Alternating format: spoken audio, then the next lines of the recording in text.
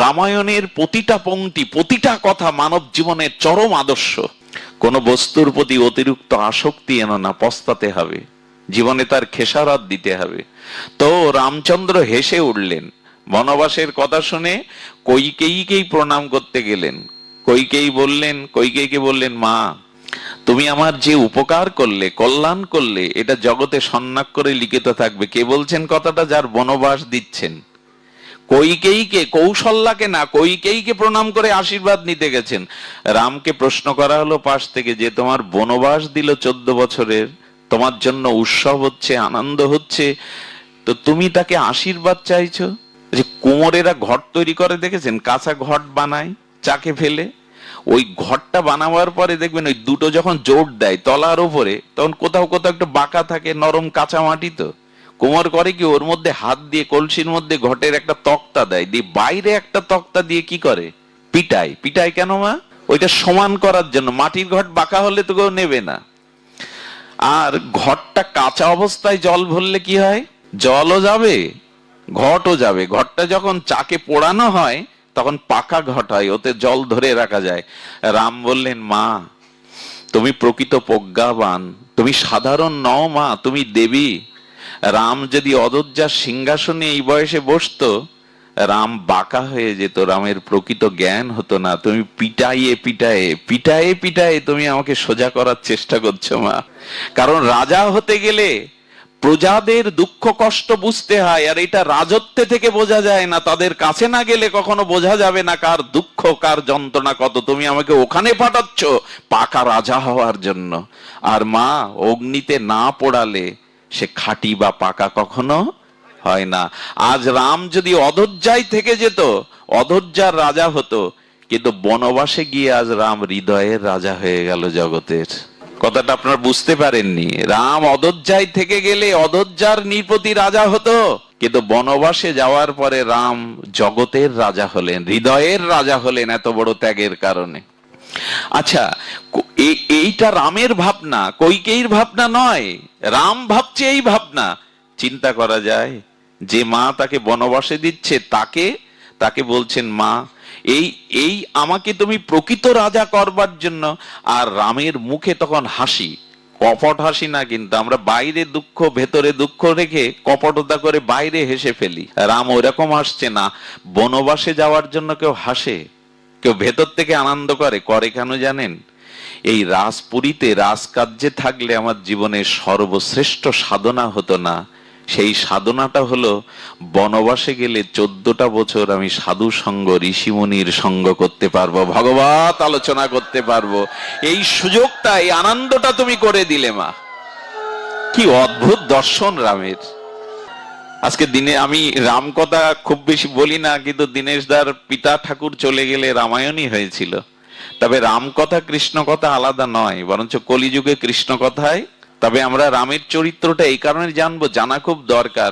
দেখুন, জীবনে রাজত্ব পাওয়ার থেকে যদি সাধু সঙ্গ পাওয়া যায়, এটা অনেক বড়। রাম এত মর্যাদা পুরুষোত্তম হতে পারত না। ভরতদাস, অগস্ত্য, পুলস্ত্য, বাল্মীকির সঙ্গ করে 14 বছর কাটিয়েছেন উনি। ঋষিমুনির আশ্রমে এই শাস্ত্র আলোচনা সাধু সঙ্গের মধ্যে কাটিয়েছেন। কারো জীবনে কখনো কল্যাণ হতে পারে না যদি সে সাধু সঙ্গ না করে। জানেন, আমি গতদিন কোথায় ঘটনাটা উল্লেখ করেছিলাম, দক্ষিণ ভারতে গোদাবরী নদী আছে। আমাদের যেমন গঙ্গা, যমুনা, দক্ষিণ ভারতে গোদাবরী, পুত পবিত্র। এইখানে রায় রামানন্দের সাথে মহাপ্রভুর মিলন হয়েছিল, এই গোদাবরী তটে। সেই গোদাবরীর অনতি দূরে ভাগবত পাঠ করছেন এক নাম নামক একজন মহাত্মা, ভজনানন্দী সিদ্ধ পুরুষ। ওইখানে 4 জন ছেলে গেছে, তারা নাস্তিক। ওইখানে মায়েরা যায়, সুন্দরীরা মায়েরা যায় এবং প্রসাদ পাওয়া যায়। এই লোভেই নাস্তিকরা ওখানে গিয়ে দেখছে যে পাঠক ঠাকুর একদিকে কেন তাকিয়ে। পাঠক ঠাকুর অনর্গল পাঠ করে যাচ্ছেন, সামনে একটা সুন্দরী রমণী, অপরূপ রূপ তার দিকে বসে বসেই পাঠ করছেন উনি। ছেলেটাদের লক্ষ্য গেল এই নাস্তিকদের, যে ওই সুন্দরী রমণীর দিকেই বাবা অধিকাংশ সময় তাকিয়ে পাঠ করতে। এইবার সীতামা, মা তোমরা তো আছো, সীতামা বলছে, প্রভু আমি এক কাপড় পরে এসেছেন, প্রভু আমি তোমার সাথেই বনবাসের সাথী হব। না সীতা, তুমি কোমলা, তুমি রাজনন্দিনী, সেই কণ্টক পথে বনের হিংস্র শপথ জীবজন্তুর মধ্যে তোমার বাস করা শোভা নয়। কিন্তু আমি যে অগ্নি সাক্ষী করে বলেছিলাম, ইহকাল পরকালের সুখ দুঃখের আমি অর্ধাঙ্গিনী।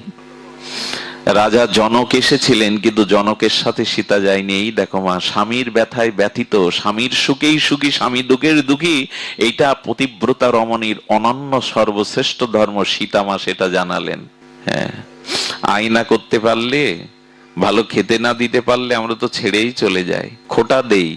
কিন্তু বনবাসে যাচ্ছে রাম, 14 বছরের এক কাপড়েই দাঁড়িয়ে গেলেন। সীতাকে বললেন, আমি তোমায় নিতে পারি না, আমি তোমায় নিতে পারি না, তুমি কমলা স্বভাবা, তুমি কষ্ট পাবে, পারবে না, এই কঠিন জীবনযাপন তোমার জন্য নয়। বললেন, প্রভু আমি তোমার সাথেই জীবন মরণ না, ইহকাল পরকাল না, সর্বদা তোমার অর্ধাঙ্গিনী সহধর্মিনী হওয়াই আমার পতিব্রতা, আমি না অধৈর্যাই। আচ্ছা, দশরথ বললেন, মা রাম গেলেও আমি বেঁচে থাকবো। কৌশল্যা বললেন, মা তুমি যেও না। বললেন, এইটা আমার পতিব্রতা ধর্মের অধিকার, আমি রাজপুরীতে থাকতে পারবো না। লক্ষণ এসে উপস্থিত। লক্ষণ, হ্যাঁ দাদা, আমি তো জন্মেছেই তোমার চরণ সেবার জন্য। বিয়ে করা স্ত্রী 14 বছর বয়স। সুনেত্রা 14 বছর বয়সের বধূ ঘরে। লক্ষণ এসে বললেন, দাদা আমি প্রস্তুত। লক্ষণকে বললেন, বনবাস তোমার হয়নি, বনবাস তোমার হয়নি। বললেন, আমি সিংহাসনে বসে, রামচন্দ্র বললেন, তুমি সিংহাসনে বসো, পিতার সেবা করো, মায়ের সেবা করো, প্রজার সেবা করো। লক্ষণ তখন কি বলেছিলেন জানেন? আমি এক পদও চাই না, প্রধানমন্ত্রীর পদ, রাষ্ট্রপতির পদ। একটু কমিয়ে দাও, ফিডব্যাক আসছে। প্রধানমন্ত্রীর পদ, রাষ্ট্রপতির পদ একটা তো। লক্ষণ বললেন, আমি লোভী, আমি দুটো পদ চাই, আমি রাজীব চলন প্রভু রামের 2 পদও চাই, আমি এক পদ সিংহাসন চাই না। কেন রামের ভাই বলে, এই দেখুন আজকে ভাইদের মধ্যে এটা আছে। রামায়ণ কেন আমাদের জীবনের অঙ্গীভূত করতে হবে, কেন রাম চরিত্র লক্ষণ চরিত্র জানতে হবে? দাদা, হে প্রভু আমি 2 পদ চাই, এক পদ আমি চাই না। যখন বললেন রাম, আমি আদেশ দিচ্ছি তোমায়, আমি যদি তোমার প্রভু হই, বড় দাদা পিতার সমানে আদেশ দিচ্ছি তুমি সিংহাসনে বসো। লক্ষণ হাত জোড় করে বলল, আদেশ মৃত ব্যক্তির জন্য দেওয়া উচিত। কি বললেন কথাটা? মৃত ব্যক্তির কোনো আদেশ উপদেশ প্রয়োজন কি বাবা? লক্ষণকে বলছেন, রাম তুমি তো আমার সামনে দাঁড়িয়েই কথা বলছো, তুমি মৃত কি করে? প্রভু আপনি সব জানেন, অন্তর্যামী, তবে শুনুন, আপনি অযোধ্যা থেকে 1 পা বনবাসের দিকে পা বাড়ালে আমি মৃত, কারণ দেহ লক্ষণের, প্রাণটা হলো রাম। আহারে, দেহটা লক্ষণের, কিন্তু আমার হৃদয়টা, আমার আত্মাটা হলো রাম। তুমি বনবাসে পা বাড়ালেই আমার মৃত শরীর, মৃতর জন্য কোন সিংহাসন হতে। রামের চোখে জল ভরে গেছে। লক্ষণ, তবে মা যদি অনুমতি দেয়, স্ত্রী যদি অনুমতি দেয়, তবে আমি তোমায় নিতে পারি। সুনেত্রা মা কি করলো জানেন? এগিয়ে এসছে বরণডালা নিয়ে। লক্ষণ, ঘরে যেতে তোর বিলম্ব হবে, এটা তো রাজপুরী, তাই আমি এগিয়ে এসছি তোকে তিলক পরিয়ে দিতে, যে তুই রামের সাথে বনবাসে যাতে বিলম্ব না হয়। এই না হলে মা গো, হ্যাঁ আদর্শ দেখুন। সুনেত্রা বলছেন ঘরে যেতে তোর বিলম্ব হতে পারে, তাই আমি তিলক নিয়ে এগিয়ে এসছি তোকে রামের সাথে পাঠাবো বলে। বলে মা আশীর্বাদ করো। কি আশীর্বাদ করলেন জানেন? সুনেত্রা স্তম্ভিত হয়ে যেতে এগুলো শুনলে। কি আদর্শ, কি মর্যাদা রেখে গেছেন। বললেন, আজ থেকে এই অধৈর্যা তোর কাছে বন, আর বনই তোর কাছে অধৈর্যা। আরে কি শিক্ষা দিচ্ছেন! আর আজ থেকে তোর পিতা দশরথ, তোর এই প্রভু রামচন্দ্রই তোর পিতা, আর তোর মা এই সুনেত্রা, আজ থেকে মা জানকী সীতা। দেখিয়ে দিলেন পথ, তোর পিতা হলো রাম। সেই দিন থেকে লক্ষণ মা সীতার পায়ের দিকে ছাড়া তাকাতেন না। মা বলে দিয়েছে সীতাই তোর মা এবং লক্ষণই তোর পিতা। আজ থেকে আমি তোর মা নই, সীতাই তোর মা। তুই তাদের চরণ সেবা না করে ঘুমাবি না, দাদাকে ঘুম পাড়িয়ে চরণ সেবা করবি, দাদার পদ সেবা করবি, সব ব্যবস্থা করবি যেন রামের কোনো কষ্ট না হয়। সীতা এবং লক্ষণ এইভাবেই বেরিয়ে গেছিলেন রামের ভালোবাসায়। আপনারা জানেন, গুহক চণ্ডাল দূর থেকে কাঁদতে কাঁদতে চোখে রক্ত ঝরেছিল। প্রভু আজ তুমি রাজীব লোচন, মর্যাদা পুরুষোত্তম, তুমি বনবাসে যাচ্ছ, আমার বাড়ি যাবে না প্রভু? গোহাক চণ্ডাল বলছেন আমি চণ্ডাল বলে, বলো না, আজ যে আমার আর গৃহে ফেরা হবে না, গৃহে আমি যেতে পারবো না, তবে এই গঙ্গার তীরে আমি রাতটুকু কাটাতে চাই, ভোরবেলা আমি পার হতে চাই। কি করেছিলেন জানেন? গোহাক চণ্ডাল ঘাস দিয়ে আসন তৈরি করে সীতামা আর রঘুপতি রামের জন্য একটা বিছানা করে দিয়েছিলেন, আর ওইখানে সকলে ঘিরে বসে রামচরিত্র শুনেছিলেন লক্ষণের মুখে। আর ভোরবেলা আপনারা পারের কথা তো জানেন, অনেকবার বলেছি, এটা বড় চমৎপ্রদ। ওই যে রামকথা গুণকীর্তন হচ্ছিল, ওর মধ্যে ওই ঘাটের একজন পাটনি, কিবট, কিবটকে কি বলে? নৌকা পারাপার করার পাটনি, নাম হলো মাধব পাটনি। মাধব পাটনি রামচরিত্র শুনে সকালবেলা গোহাক চণ্ডাল তো রাজা চরণে গিয়ে বললেন, রাজা আপনার মনে আছে একবার আপনি এই জঙ্গলেই মূর্ছিত হয়ে পড়ে গেলে আমি আপনাকে সেবা করেছিলাম, আমাকে একটা বর দিতে চেয়েছিল? বলে হ্যাঁ রে, গোহাক চণ্ডাল তো রাজা, উপজাতিদের রাজা। বলেন আমি তোকে বর দিতে চেয়েছিলাম, স্মরণ আছে, চেয়ে নে। বলে আগামীকাল সূর্য ওঠার সাথে সাথে প্রভাতে প্রভু রামচন্দ্র মা জানকী লক্ষণকে নিয়ে পার হবে। আমার বর হলো এই খেয়াঘাটে অনেক ভালো ভালো ময়ূর পক্ষী নৌকা আছে, আমার নৌকাটা ভাঙা। আমার বর হলো কাল সকালে এই খেয়াঘাটে যতদিন প্রভু পার না হবেন, যতক্ষণ আমার নৌকা ছাড়া ঘাটে অন্য নৌকা যেন না থাকে। বুঝতে পেরেছেন রহস্যটা? প্রভুকে পার করবেন, ভাঙা নৌকা তো, যদি না ওঠেন। রাজাকে সুস্থ করে বর নিয়ে নিলেন, প্রভাতে গামছা মুড়ি দিয়ে গামছাটা মাথায় বেঁধেছে, হালটা হাতে নিয়ে নৌকার ওই পাশে দাঁড়িয়ে নৌকাটা একটু নদীর তীর থেকে একটু দূরে সরিয়ে রেখেছেন। রামচন্দ্র ভগবান তিনি কি করেছেন? আজ ভোরের আলো উঠবার সাথে সাথে তিনি সুমন্তকে বলছেন, সুমন্তকে আনতে পাঠিয়েছিল, রথ নিয়ে আনতে পাঠিয়েছিল। রথ নিয়ে যখন আনছেন, সুমন্তকে বলছেন ফিরে যাও, 14 বছর পরিপূর্ণ না হলে আমি ফিরে যাব না। সুমন্ত যাচ্ছে না, কাঁদছে, প্রভু পার হবেন। প্রভু রামচন্দ্র আর লক্ষণ সীতামা এসে বলছেন, রামচন্দ্র নিজেই বলছেন, ওগো মাঝি ভাই দয়া করে পার করে দেবে? আচ্ছা, ভগবান যদি কোনো নৌকা পার হয়, আপনি আমি এরকম বলি তো হাত জোড় করে, মাঝি ভাই আমাকে পার করে দাও? আমাদের সুরটা থাকে, এই মাঝি তাড়াতাড়ি আয়, হ্যাঁ এই রিক্সা যাবি, এইসব কথা যতই ধনী হন মানিয়ান এই জাতীয় উচ্চারণ করবেন না। কিবটের চোখে, পাটনির চোখে জল এসে গেছে, আর স্বয়ং ভগবান আমার খেয়াঘাটে অনুরোধ করছে, মাঝি ভাই পার করে দেবে? এই না হলে তুমি ভগবান, এই না হলে তোমার ভগবানত্ব।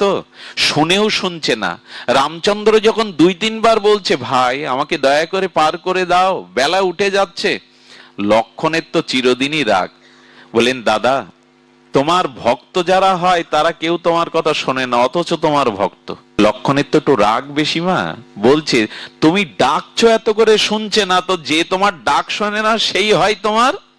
রামচন্দ্র ওর মধ্যেও হাসছেন, হেসে বলছেন, ডাক না শোনার 2টো কারণ। এক, কারো প্রতি কারো বিদ্বেষ থাকলে সে তার ডাক শোনে না, আর কারো প্রতি কারো খুব বেশি গাঢ় প্রেম থাকলে সহজে সে তার ডাক শোনে না। লক্ষণ তোমার জানা নেই ও কেন ফিরছে না, তবে বলি শোনো, যে ডাক না শোনে সেই বেশি, তার সাথেই বেশি আমার হৃদয়ের সম্পর্ক। তার কারণ কি জানো? কোন দোকান খুলে সকালবেলায় যদি বাকি খরিদ্দার আসে, দোকানদার মনে মনে একটা কথা বলে, আর সারাদিন এই বাকিতেই যাবে। তো শুরু করেছে তো তুমি আর সীতা। আচ্ছা, সীতা বা তোমার কি বনবাস হয়েছিল? না। আমি কি তোমাদের নিষেধ করেছিলাম আমার সাথে না আসতে? শুরুটা তো করলে তো সকাল থেকে তোমরাই। এখন যার কাছে যাবো সে আমার কথা শুনবে না। এর মধ্যে লক্ষণে রাগ রেমে গেছে, আসলে আমাকেই তো নিষেধ করেছিল প্রভু। বলে ওই আর একজন রথে, ও যাচ্ছে না, এও তোমার ডাক শুনছে না। বলেন ওই বৌনি বেলায় বাকি খরিদ্দার এলে যা হয়। লক্ষণের মুখে তো হাসি আনতে হবে, ভগবান যেখানে সেখানে নিরানন্দ কোথায়? এইবার ডাক শুনেছে, মাঝি ভাই। ফিরে দাঁড়ানোর পর লক্ষণ বললেন, তুমি এর আগে শুনতে পাওনি? বলে পেয়েছিলাম। বাবা কিবটের কি উত্তর? আমি পেয়েছিলাম শুনতে, উত্তর দাওনি কেন? প্রভু ডাকছেন। বলে ইচ্ছা করে দেয়নি। ইচ্ছা করে দাওনি কেন? তো প্রভুকে শিক্ষা দেওয়ার জন্য, ভগবানকে শিক্ষা দেওয়ার জন্য। কি শিক্ষা একটু বলো? বলে প্রভু এই খেয়াঘাটের মাঝে আমি গঙ্গার। আচ্ছা, গঙ্গায় ছাড়া অন্য নদীতে গেলেন না কেন? গঙ্গা যেমন স্রোতস্বিনী, এই কিবটের মনেও রাম প্রেমের স্রোত বইছে, জানে গঙ্গায় থাকলে একদিন ভগবানকে পাবো। হরিকথার গঙ্গায় যারা থাকে, গঙ্গার তীরে যারা থাকে, তারা একদিন পাবেই। কিবট তখন বলছেন শিক্ষাটা হলো এই, শিক্ষাটা হলো এই, প্রভু তোমার খেয়াঘাটে এই জগৎ জীব একদিন যাবে, তোমার খেয়াঘাটে একদিন সমস্ত জীব যাবে। আমি তোমাকে এই শিক্ষা দিচ্ছি, সেদিন এক ডাকেই তাদের পার করে দিও। বেশি ডাক দিলে যেমন যাত্রীর কষ্ট হয়, তুমিও যেন তোমার পারে কাউকে এই কষ্ট দিও না। চিন্তা করা যায় এসব কথা প্রভু। তোমার ঘাটে যখন যেদিন আমরা জীব যাবে, সেদিন এক ডাকেই নৌকা কুলে ভিড়িয়েও যেন দেরি করো না, এই শিক্ষাটা দিলাম আমি। রামচন্দ্রের চোখে চিকচিক করে উঠল জল। কিবট, আমি কথা দিচ্ছি আমার ঘাটে যারা যাবে আমি তাদের দুই ডাক দিতে দেব না, এখন তো পার করো। বললেন প্রভু তোমাকে আমি পার করব না, সামনে যাও, গঙ্গা শুকিয়ে গেছে, মাজার সমান জল, পার হতে পারবে, যাও, আমি তোমাদের নৌকায় পার করব না। বলে কি? রামচন্দ্র মৃদু মৃদু হাসছেন। লক্ষণ তো রাগের অভ্যাস, পার করবি না মানে? লক্ষণকে বলছেন আসতে। বলেন প্রভু, রামচন্দ্র তখন বলছেন আমি লক্ষণ পার হতে পারবো, তোমার মা এক কাপড়েই চলে এসছে জানকী, ও পার হতে পারবে না, তুমি দয়া করে পার করে দাও। বলে একটা সত্য আছে প্রভু, তোমার কথায় আমি পার করতে পারি, তোমার সাথে আমার শত্রুতা নেই, তোমার চরণের সাথেও শত্রুতা নেই, কিন্তু তোমার চরণ ধুলির সাথে আমার শত্রুতা আছে। কেন জানেন? বললেন আমি গতকাল শুনেছি ঠাকুর, তোমার লীলা কথা রাত জেগে শুনেছি, তুমি নাকি এক পাষাণের উপর তোমার পা তুলে দিয়েছিলে, সেই পাষাণী নারী মূর্তি হয়ে গেছে, মানবী হয়ে গেছে পাষাণী। তা আমার নৌকাও যদি তোমার চরণ দোলো দাও, আর এ যদি মেয়ে ছেলে হয়, এক স্ত্রীকে টানতে পারছি না, আবার একে কি করে টানবো? বোঝা গেল কথাটা? নিন্দার ছলে কিভাবে রামের চরণের ধুলির প্রশংসা করছে। তুমি নাকি পাথরের উপরে অহল্যা উদ্ধার, পাষাণীর উপরে পা দিলে নাকি তোমার সেই চরণ ধুলিতে মানবী হয়ে গেল পাষাণী। আমার নৌকাও যদি আর একটা স্ত্রী হয়ে যায় প্রভু, টানতে পারবো না, এক স্ত্রীকে সামাল দিতে পারছি না, আর ওকে কি করে টানবো? তো তখন লক্ষণ একটু মজা করে বলছেন স্ত্রীকে বোঝাবে, এও যদি স্ত্রী হয়ে যায় স্ত্রীকে বোঝাতে পারবে না। এখন প্রভুকে বোঝাচ্ছ খুব ভালো করে, হ্যাঁ, ভগবানকে বোঝাচ্ছ, ঘরের বউকে বোঝাতে পারবে না। আস্তে আস্তে বললেন ভগবানকে বোঝানো সহজ, ঘরের মানুষকে বোঝানো খুব কঠিন প্রভু। ভগবানকে বোঝানো যায়, ঘরের মানুষকে বোঝানো যায় না লক্ষণ ঠাকুর। ভগবান সরল, তাকে বোঝানো যায়। রাম বললেন উপায় বলো। বলে উপায় একটা আছে প্রভু, আমি জল ছেঁচি যে কাঠের, এটা ওর উপরে দাঁড়াতে হবে, আর আমি তোমার চরণ ধুয়ে সমস্ত ধুলোগুলো ধুয়ে দেব, তারপরে উঠতে আর সমস্যা নেই। বুঝতে পেরেছেন রহস্যটা? কোথায় যেতে চাইছে ও?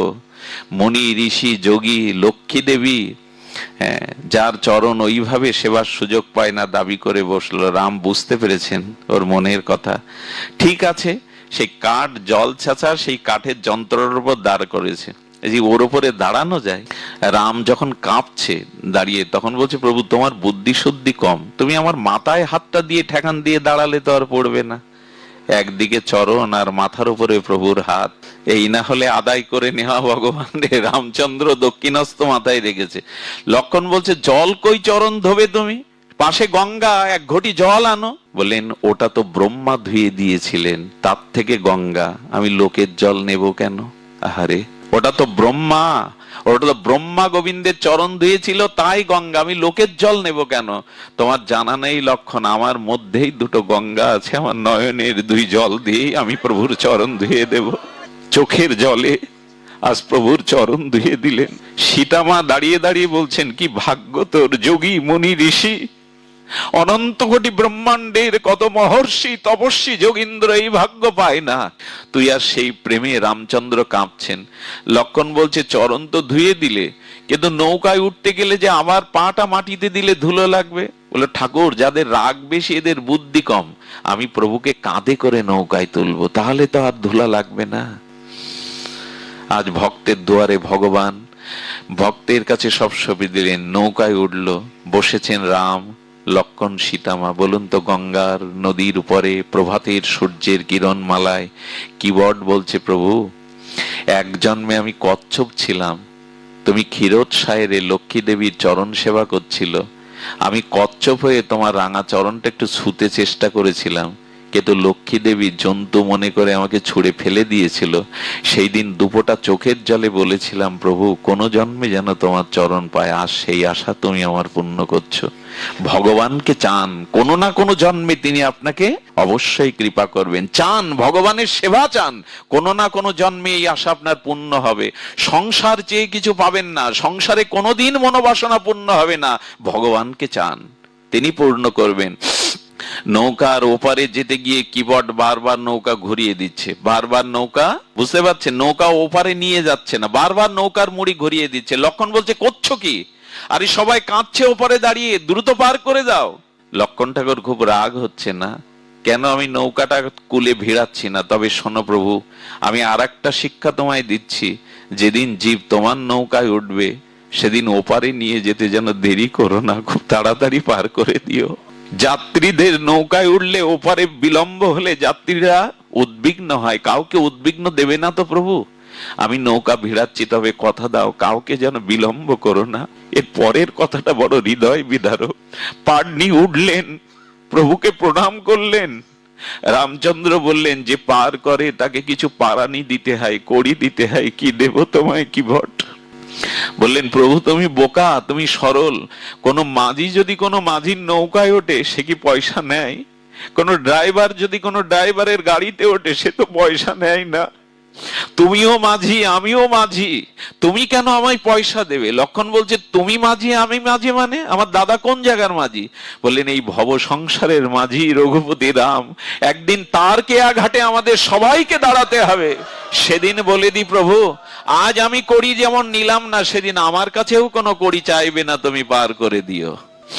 রামলীলা বড় অভূতপূর্ব। রামচন্দ্র প্রথমে চিত্রকূটে যাওয়ার আগে ভরদ্বাজ ঋষির আশ্রমে গিয়েছিলেন। কোথায় গিয়েছিলেন? প্রথমে ভরদ্বাজ ঋষির আশ্রমে। এই ভরদ্বাজ ঋষির আশ্রমে যাওয়ার সাথে সাথে রামকে তিনি অনেক সেবা করেছিলেন। কারণ দশরথ হলো কুলচক্রবর্তী সম্রাট ভারতবর্ষের, তার আত্মজ স্বয়ং রামচন্দ্রকে ভরদ্বাজ ঋষি, আর ভরদ্বাজের চরণে প্রণাম করে রাম বললেন, আজ আমার জীবন ধন্য হলো, আমি আপনার মতো সাধু মহতের কৃপা পেলাম। স্বয়ং ভগবানও সাধু সঙ্গের জন্য লালায়িত, ভক্তের জন্য লালায়িত। রামচন্দ্র যখন বিদায় নিচ্ছেন তখন কি করলো জানেন? আরে কি অদ্ভুত ঘটনা! রামচন্দ্রের ত্যাগের থেকে ত্যাগ লক্ষণের, আর লক্ষণের ত্যাগের থেকে আরো বড় ত্যাগ ভরতের। রামের ধর্মটা, পিতৃসত্যটা সাধারণ ধর্ম, আর লক্ষণেরটা পরম ধর্ম, আর সবার উপরে ধর্ম ভরতের। কারণ রাম শুধু পিতৃসত্য পালনের জন্য বনে এসেছিলেন, আর লক্ষণ প্রভুর চরণ সেবার জন্য এসেছিলেন নিঃস্বার্থ ভাবে। একটা লক্ষণের বেশি রামের থেকে, আর লক্ষণের থেকে যার বেশি ত্যাগ ভরতের। রাম বলছেন ভরদ্বাজ ঋষিকে, আমি জানি আমাকে নিতে ভরত আসবে। ভরত জানে না আমি বনবাসে এসেছি, সে নন্দীগ্রামে আছে, আসবে। আপনি তাকে অবশ্যই সান্ত্বনা দিবেন, আমার ভরত যেন কষ্ট না পায়। এইখানে বনবাসের শুরু, বনের শুরু। কি বলছে জানেন? পথের দিকে তাকিয়ে রামচন্দ্র হাত জোড় করে বনদেবীকে বলছেন, বনদেবী, আমি যদি মর্যাদা রেখে থাকি, ন্যায় রেখে থাকি, তবে আমার পায়ে যে কাঁটাগুলো ফুটেছে, ভরতের পায়ে যেন কাঁটা না ফোটে, তুমি পথ পরিষ্কার করে দিও। আমি জানি আমার ভরত আসবেই, আমাকে নিতে আসবে, কিন্তু তার পায়ে যেন কাঁটা না ফোটে। বনদেবী জিজ্ঞাসা করছে, প্রভু তোমার পায়ে আমি কাঁটা ফোটালাম, ভরতের পায়ে ফুটবে না কেন? ব্যথা লাগবে বলে ভরতের পায়ে? বলল, না, ভরতের পায়ে কাঁটা ফুটলে ভরতের ব্যথা লাগবে না, কিন্তু এই পথ দিয়ে রাম চলে গেছে আর এই কাঁটা ফুটেছে, কঙ্কট ফুটেছে জেনে আমার কথা ভেবে ভরত বেশি দুঃখ পাবে, বেশি কাঁদবে। এসব কথার কতটা স্তর দেখুন। রাম বলছে ভরতের পায়ে কাঁটা ফুটলে ভরত ব্যথা অনুভব করবে না, আমার চরণে এই পথ দিয়ে যেতে কাঁটা ফুটেছে এই ভেবে সে কাঁদবে, সে ব্যথা পাবে বেশি। এই না হলে ভগবান, এই না হলে বড় ভাই, ছোট ভাইয়ের আসার পথে যেন কোনো কাঁটা না থাকে, সে যেন ব্যথিত না হয়। কারণ ওর পায়ে কাঁটা ফুটলে ওর ব্যথা গণনা না করে আমার পায়ে যে ফুটেছে এই ব্যথায়ও কাঁদবে। ভরদ্বাজকে বললেন, আমার ভরতকে আপনি সান্ত্বনা দিয়েন। চলে গেলেন।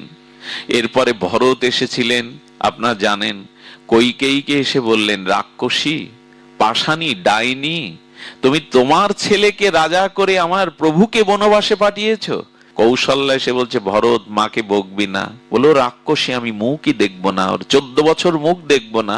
আমার প্রাণকে, আমার প্রভুকে যে বনবাসে পাঠায় সে আমার মা হতে পারে না। আচ্ছা, আপনাদের কি মনে হয় ভরতের মতো সাধু জগতে নাই? গোপী আর ভরতকে, গোপীরা, বৃন্দাবনের গোপীরা যেমন পরম শ্রেষ্ঠ ভক্ত, তেমন ভরত হলো পরম শ্রেষ্ঠ ত্যাগী ভক্ত। সে মাকে গালি দেবে কেন, রাক্ষসী বলবে কেন, মুখ দেখবে না বলবে? ভরতের এটা শোভা পায় না। মাকে এরকম গালি দেওয়ার ইতিহাস নেই। ভরত দিলে কেন? ভরত যখন এই গালি দিচ্ছে তখন কইকেয়ীর চোখে জল। আমি যার জন্য রামকে বনবাসে পাঠালাম, যার জন্য তোকে রাজা করলাম, সেই রাম বনবাসে যাওয়ার আগে আমার পায়ে প্রণাম করে আশীর্বাদ চেয়ে গেল মা বলে, আর তুই আমাকে গালি দিচ্ছিস রাক্ষসী পাষাণী বলে? আমার মনে হয় ভরত, তোর থেকে আমার রাম ভালো। কইকেয়ী যেই বলেছে, একটু আড়ালে চোখ মুছে ভরত বলছেন, মা আমি তোমাকে গালি দিলাম এই কারণে, আমার প্রতি না, তোমার রামের প্রতি যেন তোমার ভক্তি হয়। মা, তোমার রামের প্রতি যেন তোমার ভক্তি হয়, আমার প্রতি যেন ভক্তি না আসে। কি ইতিহাস এদের, কি দিব্য চরিত্র এদের। গালাগালিটা দিয়েছিলেন যাতে রামের প্রতি মার ভক্তিটা আসে। ভরতের ত্যাগ শুনবেন।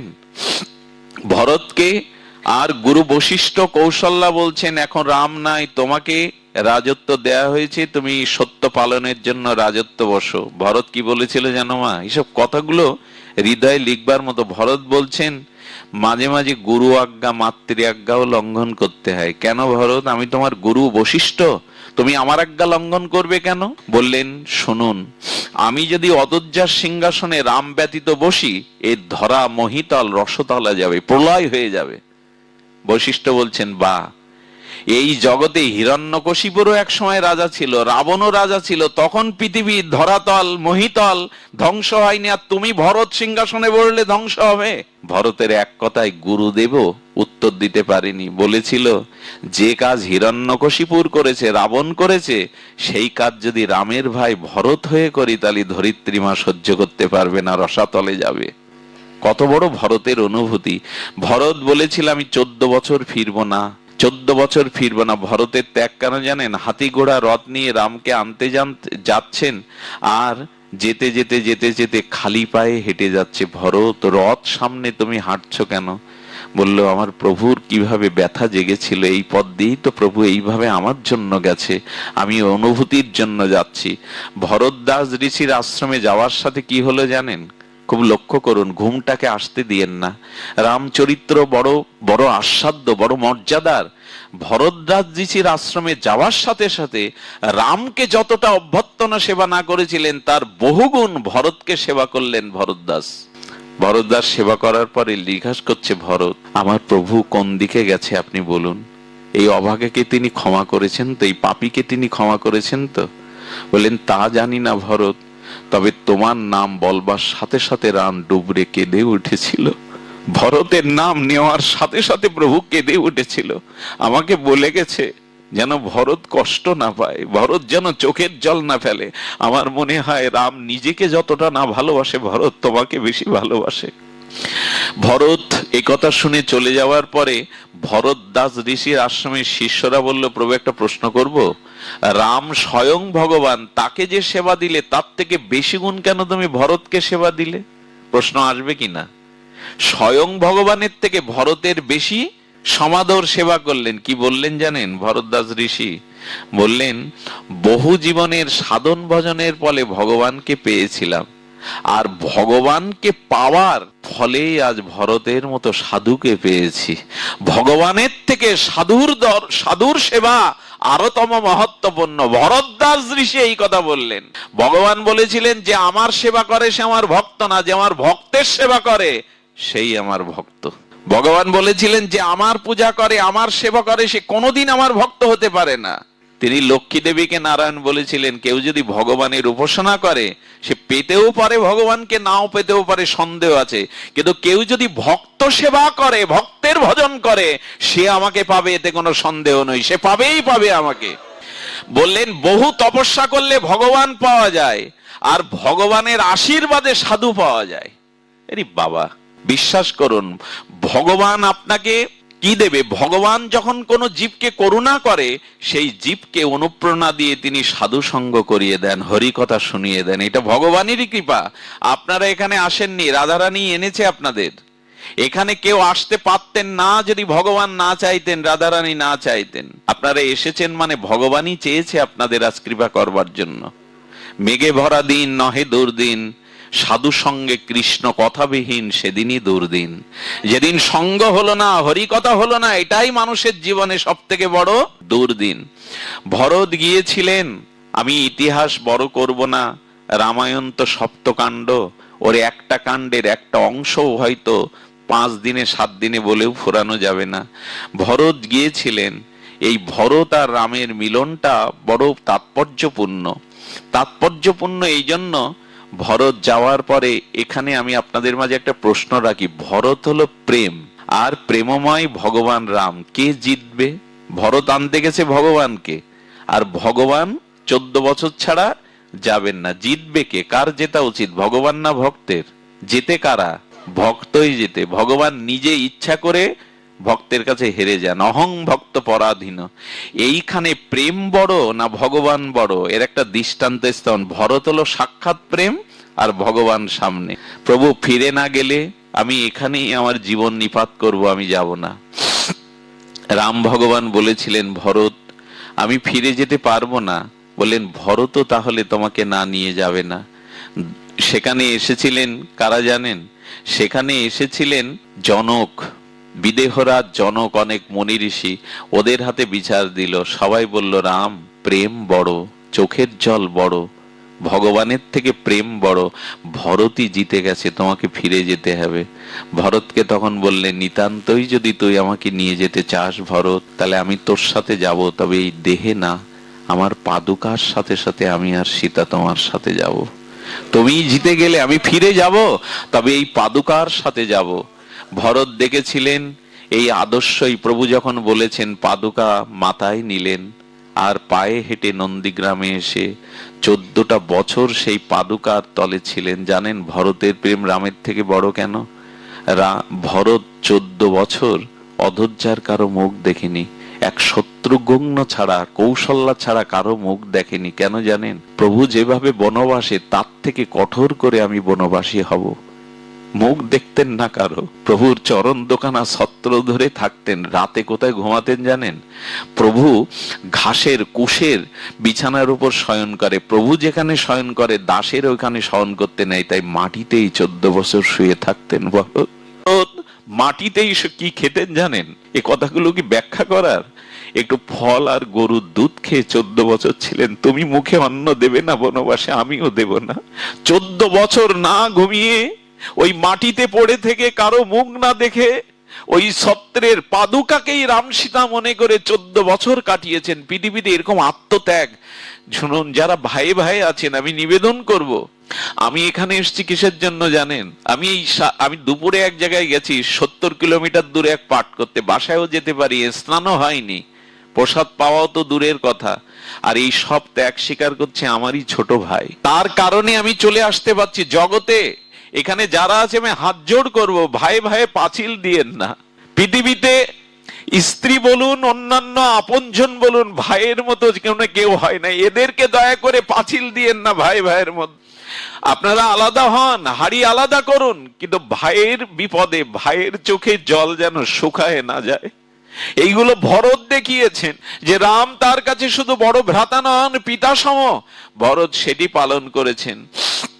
তিনি 14 বছর, আর বলেছিলেন, প্রভু 14 বছরে 1 মিনিট পড়ে গেলে যদি তুমি আমার সম্মুখে উপস্থিত না হও, আমি আত্মহত্যা করব। 14 বছর পরে প্রথমেই তুমি আমার সামনে আসবে, না হলে আমি পথের দিকে চেয়েছি। ভরত দিন কাটাতো কবে 14 বছর ফুরাবে, এই না হলে ভ্রাতা।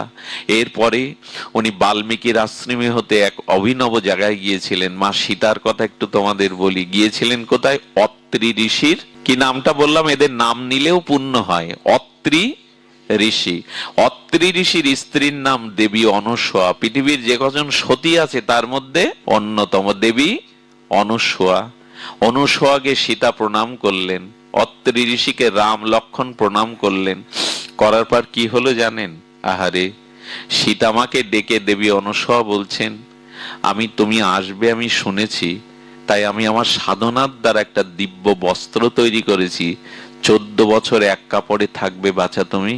এই কাপড়টা তুমি গ্রহণ করো, এই কাপড়টা কখনো ছিঁড়বে না, মলিন হবে না, অপবিত্র হবে না, সতীর হাতের জিনিস তো, এটা তুমি পরো। আর তোমাকে 4টে উপদেশ দেই। এই জগতে নারীর একমাত্র সাধনা, নারীর একমাত্র তপস্যা হলো পতিব্রতা ধর্ম পালন করা। শুনুন, স্তম্ভিত হয়ে যায়। সতী জগতে 4 প্রকার, 1 2 3 4, উত্তম, মধ্যম, কনিষ্ঠ আর অদম। 4 প্রকারের সতীর যে বর্ণনা দিয়েছিলেন দেবী অনুসূয়া, আমি মায়েদের বলবো এটা গলায় একটু হার করে বাঁধিয়ে রাখুন। প্রথম উত্তম সতী কারা জানেন? দেখুন, সতীত্ব ধর্ম যে নারীর নাই, তার জীবনে ভগবান প্রাপ্তি তো দূরে থাক, ওই বংশই তার কারণে ধ্বংসপ্রাপ্তই হবে। নারীর সতীত্বের মহিমা বলতে গিয়ে বলছেন, উত্তম সতীকে ব্রহ্মা অগ্নিকে সাক্ষী করে যার গলে প্রতিরূপে মালা দিয়েছে, সে ছাড়া জগতে অন্য কোন পুরুষ আছে এই জ্ঞান যার ভেতরে থাকে না, তিনি উত্তম সতী। কি বললাম? আমার পতিদেবতা ব্যতীত জগতে আর কোন পুরুষ আছে এই বোধ যার হৃদয়ে নাই, যে আর কোন পুরুষ এই জগতে আছে, ইনি উত্তম সতী। অত দূর আমরা যেতে পারবো না। পরেরটা শুনুন, মধ্যমটা। মধ্যমটাকে, মধ্যম সতী হলো আমার স্বামী পুরুষ আর জগতে অন্য পুরুষও আছে, আমার স্বামীও পুরুষ, প্রথম যিনি, তার কাছে স্বামী ছাড়া জগতে দ্বিতীয় কোনো পুরুষ না, এটা উত্তম। আর মধ্যমটা কি? মধ্যমটা হলো আমার স্বামী ব্যতীত অন্য পুরুষ জগতে আছে, কিন্তু সেই পুরুষ আমার কাছে পিতা, সন্তান আর ভ্রাতার মতো। ইনি হলো দ্বিতীয় সতী। অন্য পুরুষ আছে, তাদের ব্যবহারের দ্বারা তারা আমার পিতা, পুত্র নয়, ভ্রাতা। তৃতীয় নম্বরে কারা? কনিষ্ঠ। কনিষ্ঠ হলো অন্য পুরুষগণ আছেন, কিন্তু ধর্ম বা সতীত্বের মর্যাদার কারণে তিনি ঘরের বাইরে পা বাড়ান, মানে ওই পথে পা বাড়ান না। ইচ্ছা মাঝে মাঝে হয়তো তার হৃদয়ে জাগে কাউকে দেখে, কিন্তু ধর্ম আর পতিব্রতা অধর্ম হবে বলে তিনি পা সেদিকে বাড়ান না। 4 নম্বর হলো অন্যের দিকে মন যায়, মনও দিয়ে দেয় মনে মনে, কিন্তু কলঙ্কের কারণে আর সমস্ত পারিবারিক বন্ধনের কারণে আর নরক বা পাতিত্ব ধর্মের কারণে, স্খলনের কারণে মন দিয়ে বসে, কিন্তু সরাসরি তার হাত ধরে বাইরে চলে যায় না। ইনি হলেন অদম। বললেন, সীতা, এই সতীত্বই তোমার ভূষণ, তুমি রেখে দেবে। আমার কি মনে হয় জানেন? একজন সতী যে মাটিতে দাঁড়িয়ে থাকবে, স্বয়ং ভগবান বলছেন ওই মাটিকে ধ্বংস করার ক্ষমতা আমারও নাই, আমারও নাই। দেবী অনুসূয়ার কাছে এসেছিলেন কারা জানেন? নারদ কিছু কিছু সময় বাদিয়ে দেয়, ভগবানের লীলা তৈরি করে দেয়, নারদ তৈরি করে দেয়। নারদ কি বললো জানেন? লক্ষ্মীকে গিয়ে বলছেন, আরে লক্ষ্মী দেবী, তুমি জগতের শ্রেষ্ঠ সতী, তুমি সতীদেরও শিরোমণি, কিন্তু তোমার সতীত্ব মিলান হয়ে গেছে অনুসূয়ার কাছে। একটু বাড়িয়ে দিচ্ছে। অগ্নিতে ঘি দিলে কি হয় মা? লক্ষ্মীকে বলছে তুমি সতীর সতী, কিন্তু তোমার থেকে শোনাম এখন অনুসূয়া দেবীর, তুমি আর কি সতী। এই লক্ষ্মীর মাথা খারাপ করে দিল নারদ। পার্বতীকে গিয়ে বলছেন, তুমি তো সতীমা, তোমার ভোলানাথকে ছাড়া তুমি জানো না, তোমাদের নাম মুছে দিল প্রায় অনুসূয়ার সতীত্ব। শিব ঠাকুরকে রাগিয়ে দিলেন। আচ্ছা, পার্বতীকে রাগিয়ে দিলেন, লক্ষ্মীকে লাগিয়ে দিলেন, আর কাকে রাগালেন? আর ব্রহ্মণী, ব্রহ্মণী মানে ব্রহ্মার স্ত্রীকে, ব্রহ্মার স্ত্রীকে বলছেন, ব্রহ্মণী তুমিও তো সতী, কিন্তু অনুসূয়ার কাছে তোমরা ধারে কাছে। একটা জিনিস বলি, মেয়েদের সামনে, মায়েদের সামনে অন্য মায়েদের প্রশংসা করবেন না, খবরদার। ওরা সব মেনে নিতে পারে, কিন্তু এইটা মানে না। মায়েদের একটা দোষ কীর্তন করলাম, অপরাধ করবে না। মায়েদের সামনে যদি অন্য মার প্রশংসা করেন, খুব সহজে ওরা মনে মেনে নেবে না। এই 3 জন মিলে যুক্তি করলো ওর সতীত্ব খর্ব করতে হবে। আমি লক্ষ্মী, আমি পার্বতী, আমি ব্রহ্মণী, আমাদের উপরে দেবী অনুসূয়া জগতে। শিব ঠাকুরকে ডাকলেন, নারায়ণকে ডাকলেন, ব্রহ্মাকে ডেকে বললেন ওর সতীত্বকে লঙ্ঘন করে আমাদের সতীত্ব বাড়াও, যাও। এরা আবার খুব অনুগত, লক্ষ্মী নারায়ণ অনুগত, পার্বতীর অনুগত যেমন শিব। 3 জন কি করলেন জানেন? ব্রাহ্মণ বেশ ধরে দেবী অনুসূয়ার দরে ভিক্ষাং দেহি, বড় ক্ষুধার্ত, ভিক্ষা দাও। বাবা ভিক্ষা দেব তোমাদের। বললেন, আমরা আহার করতে চাই তোমার হাতে, তুমি পবিত্র তো? বললেন, বাবা আমি পবিত্র। তো বললেন আমাদের একটা সত্য আছে, তুমি রান্না করে, আমরা খুব ব্রাহ্মণ তপস্বী, আমরা যাত্রার হাতে পাই না, তবে বলতে পারি তুমি যদি উলঙ্গ হয়ে রন্ধন করে উলঙ্গ হয়ে পরিবেশন করতে পারো তাহলে তোমার হাতে সেবা নিতে পারি, না হলে চললাম। দেবী অনুসূয়া চিন্তা করলেন এটা আমার পরীক্ষা পাশ করতে হবে। উনি বললেন অতিথি যদি ফিরে যায় দুয়ার থেকে তাহলে সমস্ত মঙ্গল দূরীভূত হবে। উনি বললেন আবার আমাকে দিতেই হবে। কি বললেন জানেন? হে প্রভু, আমি যদি সতীত্ব ধর্মে প্রতিষ্ঠ হয়ে থাকি, আমি যদি পতিব্রতা হয়ে থাকি, তাহলে এই 3 জন ব্রাহ্মণকে এখন দুগ্ধপোষ্য 2 দিনের শিশু করে দাও। সঙ্গে সঙ্গে ব্রহ্মা, শিব এবং নারায়ণ 2-4 দিনের শিশুতে রূপান্তরে ওয়া ওয়া করে কাঁদতে লাগলো। আচ্ছা, 2 দিনের শিশুর সামনে মার বস্ত্র থাকা দরকার আছে কি সন্তানের? সেবা করিয়ে দোলনায় ঘুম পাড়িয়েছেন, 2 মাস হয়ে গেছে ফেরে না। লক্ষ্মী দেবী উদ্বিগ্ন, পার্বতী উদ্বিগ্ন, ব্রাহ্মণী উদ্বিগ্ন, নারদ গিয়ে বাড়িয়ে দিয়েছেন আর আসবে না। যাদের পাঠিয়েছো না এমন সতী আর ওরা আসবে না, যাও তাড়াতাড়ি। 3 জন রমণীর রূপ ধরে সে মার কাছে বলছে, মা, অনুসূয়ার দুয়ারে চলে আসতে হয়েছে, পার্বতীকে, লক্ষ্মীকে, ব্রহ্মণীকে। মা, হ্যাঁ কি বলতে চাও তোমরা? বললেন মা, আমাদের পতিকে আমরা কিছুদিন হলো পাচ্ছি না। অনুসূয়া দেবী বুঝতে পেরেছেন, বলেন মা বলে ডাকলে যখন তোমরা আমার মেয়ে, তোমরা আমার বৌমা স্বরূপী, তবে কি হয়েছিল? বললো মা লজ্জা দিও না, আমাদের পতিকে পরীক্ষার জন্য তোমার দরে পাঠিয়েছিলাম, মা কোথায় তারা জানি না। বললো দোলনায় ঘুমাচ্ছে, যাও। দোলনায় ঘুমাচ্ছে। বিশ্বাস করুন, অনুসূয়া দেবী যদি ওই বরটা ফিরিয়ে না নেয় তাহলে আজীবন কাল ভগবানকে ওই রূপেই থাকতে হবে। সতীর এরকম মহিমা। সঙ্গে সঙ্গে মা চরণে পড়ে বললেন মা ফিরিয়ে দাও, আমরা যদি মেয়ে হয়ে থাকি ফিরিয়ে দাও মা আমাদের পতিকে। সঙ্গে সঙ্গে বললেন তোমরা পূর্বের রূপে চলে যাও। এই হলো সতীর মহিমা, যার দ্বারে পার্বতী, লক্ষ্মী দেবীও হাজির হন। বর্তমান জগতে সমাজের এত অমঙ্গল কেন জানেন? কোন পরিবারে প্রকৃত শান্তি নেই কেন জানেন? একটা অভিশাপ ঢুকে গেছে ঘরের মধ্যে। এই অভিশাপ আমাদের ধ্বংস করে দিয়ে দেবে। যে পরিবারে নারী পতিপ্রাণা নয়, বিশ্বাস করুন সেই গর্ভের কোন সন্তানের দ্বারা পিতৃপুরুষের তর্পণ শ্রাদ্ধ হলেও কাজে দেয় না, কোনো কাজে দেয় না, উদ্ধার হয় না তারা। দয়া করে মা একটা ভালো সন্তান, একটা মহাপুরুষ জগতে দাও। তোমাদের উপরেই দাবি, কারণ মাটি ফুঁড়ে কেউ আসবে না। যত সাধু সন্ত ভগবান অবতার তোমাদের গর্ভে দিয়ে আসছে। দেবী অনুসূয়ার এইখান থেকে রাম আর সীতা চলে গিয়েছিলেন তারা চলে গিয়েছিলেন বড় ঋষিদের আশ্রমে। এরপরে যেটা ঘটেছিল এই ইতিহাস আমি আজ বর্ণনা করব না, রাত হয়ে গেছে। শুধু একটা ঘটনা বলেই আজ রামায়ণ কথা, রামচরিত মানস কথা আমরা বিশ্রাম দেব। তবে আপনাদের বলি, এই রামচরিত্র মহিমা গাথা বড় মাধুর্যপূর্ণ। আপনারা জানেন এই বনবাসে থাকাকালীন যে সীতা হরণ হয়, হনুমানের সাথে সাক্ষাৎ হয়, কিন্তু সুগ্রীব বন্ধু হলেও ভগবানকে ভুলে নাচ গানে মেতে উঠেছিল। রাজ্য ফিরে পেয়ে, স্ত্রী ফিরে পেয়ে, আর নামের দিকে আমাদের অবস্থাটাও তাই। বিপদে পড়ে ভগবানকে ডেকে যদি একবার উদ্ধার হতে পারি, আর ভগবান নয়। সুগ্রীব ভুলে গেল, সুগ্রীবের রাজত্ব দিয়ে দিল বালিকে বধ করে, নিজের স্ত্রীকে দিয়ে দিল, রাজ্য সম্বাদ দিয়ে দিল, বলল যতদিন সীতা উদ্ধার না হবে প্রভু আমি আপনার চরণ ছাড়া হব না। নাচ গানে রাজত্ব পেয়ে মেতে গেল। আমাদের দশাও তাই। হনুমান এসে বলেছিলেন তোমার রক্ষা নেই সুগ্রীব, রামের চরণে পড়ো।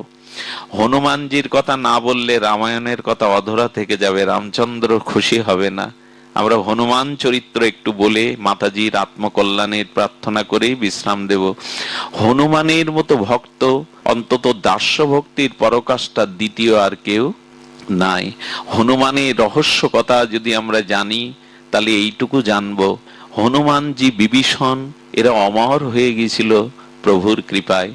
দেখুন এই হনুমানজি মা সীতা উদ্ধারে রাম নামের মহিমায় পার হয়ে গেলেন। স্বয়ং রাম সেতু বন্ধ করলেও হনুমান রাম নামে পার হলেন। এবং সীতাকে দর্শন করে হনুমান প্রথমেই কেঁদেছিলেন।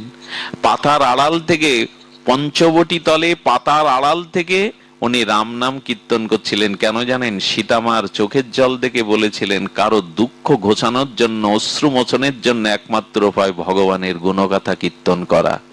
কেউ যদি জীবনে দুঃখ ভুলতে চান, নিজের মনের বিকার ভুলতে চান, সাধু সঙ্গ করে হরিকথা শুনুন। আমি খুব দৃঢ় করে দাবি করতে পারি, যতক্ষণ হরিকথা সাধু সঙ্গের মধ্যে মানুষ থাকে, ততক্ষণ তার মনে কোনো কাম ক্রোধের বিকার উৎপন্ন হয় না।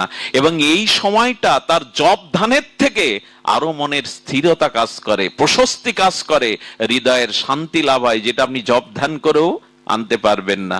এই জন্য সাধু সঙ্গ এবং হরিকথাই হলো জীবনের সর্বত্র। মা সীতাকে শোনাতে লাগলেন হনুমান, সীতাকে শোনাতে লাগলেন। সীতার চোখের জল মুছে বলে, এমন করে রাম কথা কে শোনায়, প্রভুর কথা? তুমি সামনে এসো। আচ্ছা, হনুমান পাতার আড়াল থেকে শোনালেন কেন? শোনালেন এই জন্য, যার কথা কীর্তন হবে তাকে সামনে রাখতে হয়। বক্তা যেন যার কথা বলছে সেই ভগবানের থেকে সামনে না এসে দাঁড়ায়। কথা বোঝা গেল না তো? যারা ভগবানের কথা প্রচার করে তাদের মনে যেন এই লালসা না থাকে, ভগবানের থেকে আমার মহিমাটাই প্রচার হোক বেশি। নিজেকে আড়াল করে ভগবানকে প্রচার যারা করতে পারে, এরাই প্রকৃত প্রচারক। নিজেকে প্রচার যেন কখনো আমি অমুক তমুক, আমার এই নিজের প্রচার করতে গেলেই থেমে যেতে হবে। ভগবানের প্রচার, শ্রী গুরুদেবের প্রচার করতে হবে, নিজের না। হনুমান এই জন্য আড়ালে থেকে রামকথার সঙ্গে বললেন, কে গো, এমন রামকথা কে শোনালে আমায়? তুমি সামনে এসো। সীতামার সামনে এসে ছোট রূপ ধরেছেন। হনুমান তো ছোট না, পাহাড় পরিমাণ। এইটুকু ছোট রূপ, বানরের রূপ ধরে এসে বলছেন, মা রামকথা যে বলেছে সে রামকথা সুন্দর, কিন্তু যে বলেছে সে বান্দর, আমি সেই বাদর মা। হনুমানকে দেখে সীতামা বলছেন, তোমাকে পাঠিয়েছে প্রভু? অঙ্গুরিটা দিলেন। সীতা বুঝতে পারলেন এটা প্রভুরই। আচ্ছা, প্রভু আমাকে উদ্ধারের জন্য সমুদ্রের ওপারে এসেছে, প্রভুর সাথে কারা? বলেন, মা আমরাই বানররা। সীতামা মনে বললেন, তাহলে আমার উদ্ধার আর হয়েছে, ওইটুকু রূপ ধরে গেছে তো, তাহলে আমার আর উদ্ধার হয়েছে। বাবা, তোমাদের সব এই সেনা নিয়ে এসছে প্রভু? বলে, হ্যাঁ মা, তোমার সন্দেহ আছে? তখন বলছেন, এইটুকু বানর তোমরা লঙ্কেশ রাবণের সাথে কি করে পারবে? বলো, মা তাহলে আর একটা রূপ দেখো আমার। জয় রাম বলে হনুমান পাহাড় নন আকাশ প্রমাণ রূপ ধরলেন। সীতামা অধ্যদিকে তাকিয়ে দেখলেন, বলবন্ত হনুমান, তিনি পাহাড় প্রমাণ। সীতামা বললেন, বাবা তুমি সেই ক্ষুদ্র রূপ ধরো, তুমি এত বৃহৎ তো আমার সামনে ক্ষুদ্র বানর রূপে কেন এলে? কি বলল জানো? মা তুমি সাক্ষাৎ ভক্তি দেবী, ভক্তির সামনে কখনো বড় হয়ে আসতে নেই, ছোট হয়ে আসতে হয়। যার ভক্তি আছে, যিনি সাধু মহাত্মা, তার কাছে কখনো বড় হয়ে মাথা উঁচু। কি শিক্ষা হনুমানের দেখুন। বলছেন, মা আর একটা কারণে এসেছি। মা, মার কাছে তার সন্তান কখনো বড় কোনোদিন। আহারে, আমার মনে পড়ে দীনেশ দাকে আমি অনেক হৃদয়ের বড় জায়গা, আমাদের অরবিন্দ দা, দীনেশ দা, আমাদের এই দাদারা যারা এই গ্রামে, তাদের তোর সাথে আমার রক্তের সম্পর্ক নেই, কিন্তু আমাদের শান্ত দা, লিটন দা, আপনারা যারা ফরিদপুর থেকে, আপনাদের সাথে আমার কোনো লেনদেন নাই, কিন্তু কিছু মুখ আছে যেগুলো হৃদয়ে বাঁধানো থাকে। আমি দাদার মাকে দেখেছিলাম, একজন শিক্ষিকা ছিলেন তিনি, তার সারাটা জীবন তিনি সদাচার সম্পন্নও ছিলেন। আমার দাদা তাকে যেভাবে সেবা করেছে মাকে, মৃত্যুর পরে তিনি হাউমাউ করে কাঁদছিলেন, আমি কিছু করতে পারিনি, অভাগা সন্তান। মাকে ঘরে রেখে আমি স্কুলে গেছি, কর্তব্য পালন করতে পারেননি। সে ভগবানের সেবার আগে তার মাকে সেবা দিয়ে তবে গোপালের সেবা দিত। আমি মনে করি তার মতো সন্তান ঘরে ঘরে আসুক। মাকে যারা ভালোবাসে না, এই জীবনে ভগবান পাওয়া তো দূরে থাক, তারা মাথা উঁচু করেই কোনোদিন দাঁড়াতে পারবে না। মাতৃভক্তি হলো ভগবত ভক্তির পূর্ব লক্ষণ। আজ পর্যন্ত পৃথিবীতে কোনো মহামানবী তৈরি হয়নি যার মাতৃভক্তি ছিল না, একটাও দেখাতে পারবেন না। এই জন্য দয়া করে ঘরে ঘরে মায়েদের চোখে যেন আমরা জলের কারণ না হয়, ব্যথার কারণ না হয়। খবরদার এই জায়গাটা কেউ নষ্ট করবেন না। সব কিছু ছাড়া যায়, কিন্তু মায়ের ঋণ আমি কি বলবো আপনাদের।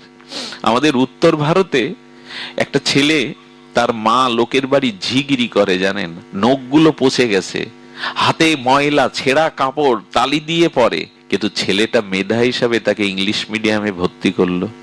ইংলিশ মিডিয়ামে সপ্তান্ত নাড়ু বানিয়ে নিয়ে যায়, ছেলেটা নাড়ু খেতে ভালোবাসে। ওই মাঠের ওই পারে গাছের তলে দাঁড়িয়ে হাত ইশারা করে ডেকে দেয়। একদিন বলছে, মা তুমি স্কুলের বারান্দায় আসবে না কেন খোকা? বললেন, মা এখানে সব বড় লোকের ছেলেরা পড়াশোনা করে, প্রাইভেট কারে আসে, জিবে করে আসে। তুমি একদিন এসেছিলে, আমাকে সবাই জিজ্ঞাসা করছিল ও কি তোদের কাজের বাড়ির লোক, কাজের লোক, ছেঁড়া কাপড়, ময়লা গায়ে, তুমি সামনে এসো না। ইংলিশ মিডিয়াম শুরু হয়ে গেছে এইখানে, ও বুঝে ফেলেছে সব বড় লোকদের ছেলে ওখানে। মা চোখের জল মুছে বলল, আমার খোকা যদি লেখাপড়া শিখে মানুষ হতে পারে, আমি ঝি কলঙ্কও নিতে পারি, আমি সামনে যাব না খোকা।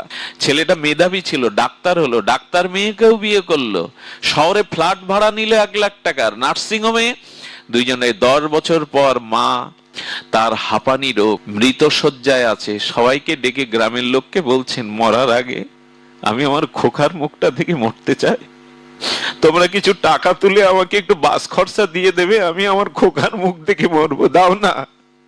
সব টাকা তুলে, চাঁদা তুলে তাকে গাড়িতে তুলে দিল। খুঁজতে খুঁজতে কাঙালি ভিখারিনীর ন্যায় ছেঁড়া কাপড় পরা অসুস্থ মা দুয়ারে বসলো। সন্ধ্যায় জিপ থেকে নেমে বলছে, মা তুমি কতক্ষণ? এসেছি। বাইরে ভেতরে নিয়ে গেল। সকালবেলা বলছে, মা এখানে তোমার থাকতে সুবিধা হবে না, তার কারণ আমি আর তোমার বৌমা দুইজনই ডাক্তার, রাত 12টায় ফিরি, এখানে তোমার দেখবার তেমন কেউ থাকবে না, আমি কিছু টাকা দিচ্ছি মা, তুমি গ্রামে গিয়ে ওইখানেই থাকো, এখানে সেবার তেমন। বলে, আমি অসুস্থ খোকা, তোকে দেখতে এসছি।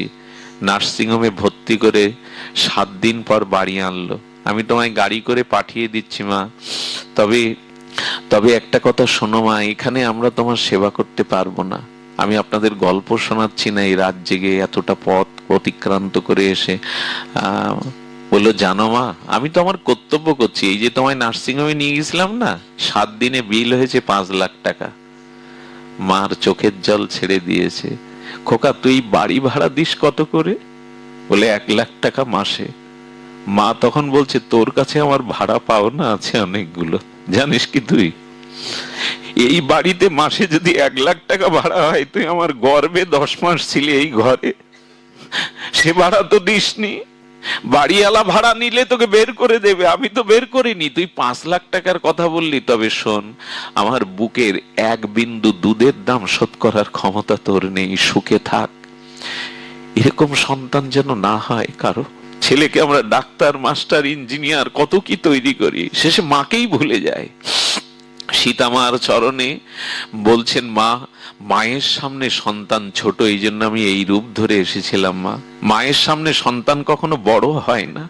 এই জায়গাটা কেউ নষ্ট করবেন না, এই জায়গাটা কেউ নষ্ট করবেন না দয়া করে।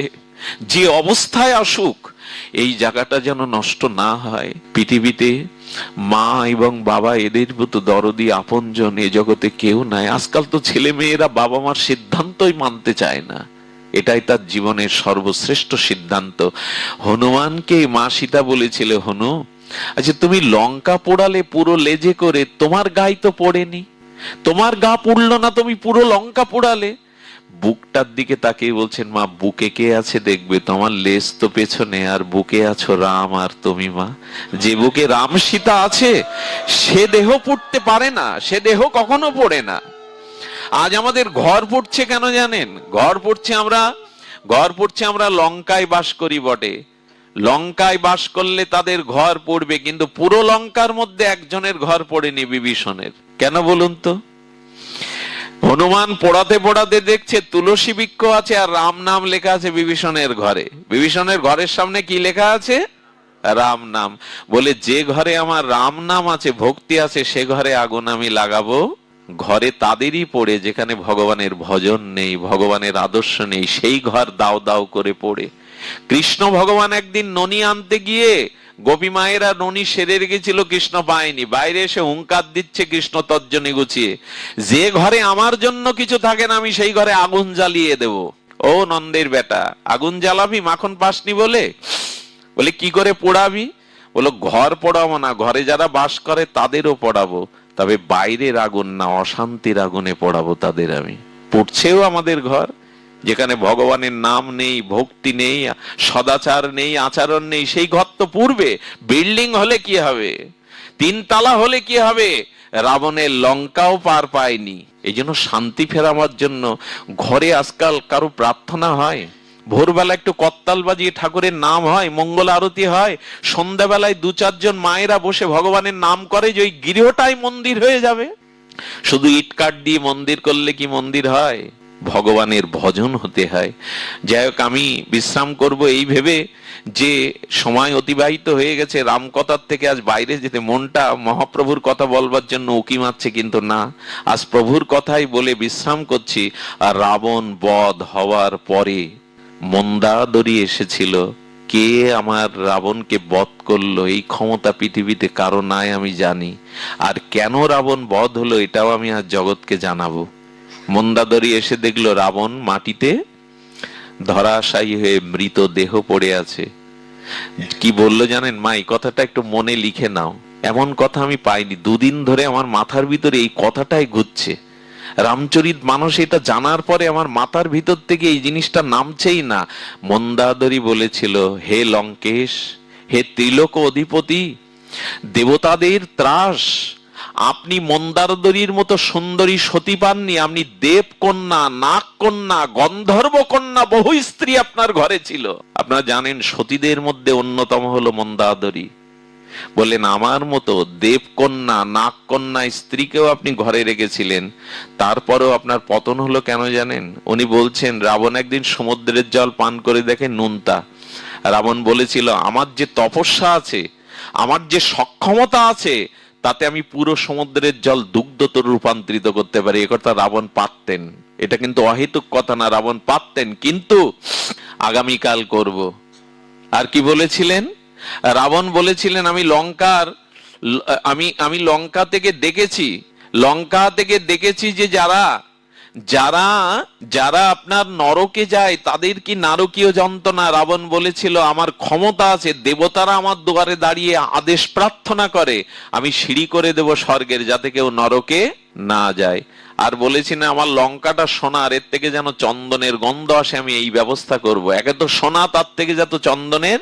মন্দাদরি বলেছিল, কোন সৎ কাজ যদি কালকে করব বলে ফেলে রাখা হয়, তার দশা হয় রাবণের মতো।